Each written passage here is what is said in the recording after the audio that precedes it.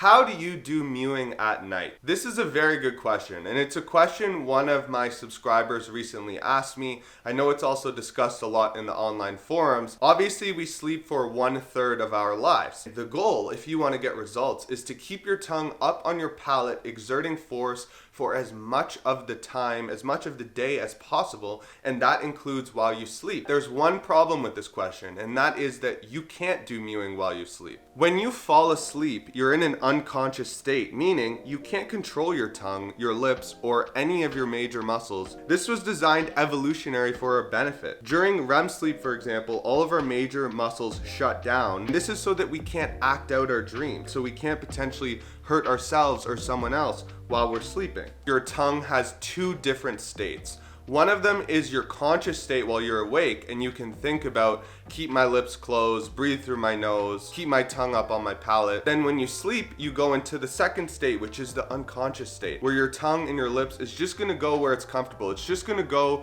where it naturally wants to rest, and you don't really have any conscious say over this. What we want to do, what I'm gonna try to help you do in this video, is to bring the two closer together so that when you're sleeping, your natural resting posture is closer to where you want it to be. Your tongue up on your palate, your lips closed, even while you are sleeping. I'm going to be giving you my 5 best tips to help you do that.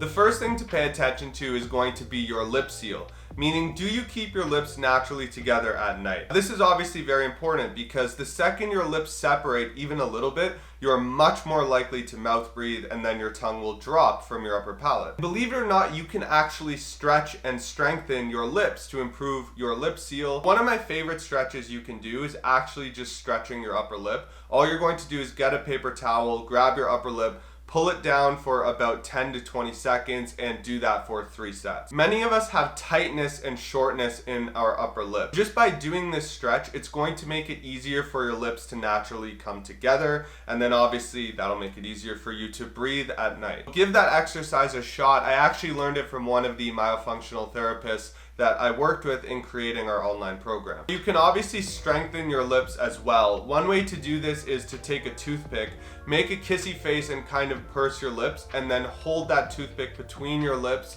for about 1 minute, and that should really make a difference in strengthening your lips. This will also make your lips look much better, by the way. It will make them look fuller. Very often our upper lip is weak, and it doesn't look very good when our lower lip is larger than our upper lip. This is the reason why I know for a lot of girls out there, they get lip fillers because it looks better when their upper lip is more full, so they'll get injections and stuff like that. But you can actually do this naturally by just stretching and strengthening that lip. What you can also do is just keep this toothpick between your lips throughout the day while you're working. You're just training the unconscious habit of keeping your lips completely sealed. A lot of us will have a small space between our lips without realizing it. This was me for a long time, and I still struggle with this. Try just having the toothpick between your lips while you're working and going throughout your day as well. Now, tip number 3 is mouth taping. A lot of dentists have recommended mouth taping to me. I also know a lot of people who do it and have gotten good results with it. The idea is not that you're going to duct tape your mouth completely shut like a hostage situation. If you want to get like a medical grade tape,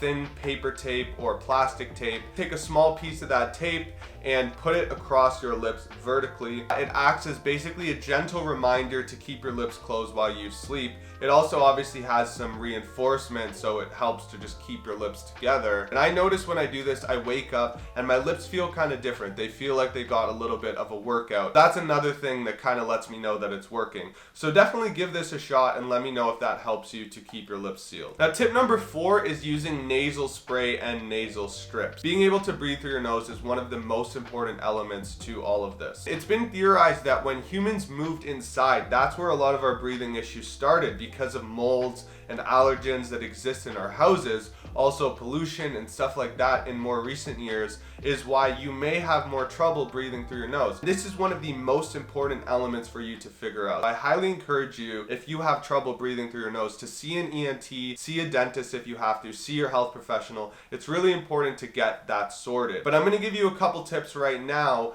that could potentially help you. One of them is just using a nasal spray, just a saltwater spray or a saline spray. Like this one I have here is from HydroSense, and that's just essentially to clear out your nose. I'm not talking about a steroid spray or anything like that. I'm talking about something that's natural. The other thing that can actually help, believe it or not, is nasal strips, like these Breathe Right strips. All these do is they kind of open up your nostrils. They flare your nostrils out a bit so you can get more air in through your nose. I find that this really helps. A dentist also recommended this to me. Give that a shot. The nasal spray before you go to sleep, and then using the nasal strips to help you breathe better through your nose while you're sleeping. Tip number 5 is to do exercises for your tongue. So for the longest time, I was trying to just do mewing alone. It's only when I started doing exercises that my results really started to get better. You can only get so far kind of with mewing, and your potential is limited if you aren't doing anything else. When you start doing exercises, for example, for your tongue's mobility, for your strength, for your suction hold, then you'll notice that your resting tongue posture just gets a lot better. That'll obviously help you while you're sleeping as well. So some options for this are working with a myofunctional therapist who specializes in these exercises that you could work with one-on-one. You can go to myofunctionaltherapy.com and search for a therapist in your area or one you could work with online. Also, if you go to our website, I created a program with the myofunctional therapists and dentists I've worked with. This program is basically just all the best exercises I've seen work for me and for others as well. So you can go to bestfaceforward.com to check that out. There's also a free version there as well. So yeah, that's basically it, guys. Thanks for all the support. The subscriber count keeps going up, and I really appreciate all your comments and everything like that. Let me know if there's a video that you want to see me make. It really helps me to come up with ideas. If you have any questions or anything you want to know about, please leave a comment. Thank you for watching this video. We have some cool stuff coming soon. I'm going to be doing some interviews with myofunctional therapists and dentists, for example, that are going to be coming this year. So you can look forward to that. Hit the subscribe button if you haven't already, and we'll see you in the next video.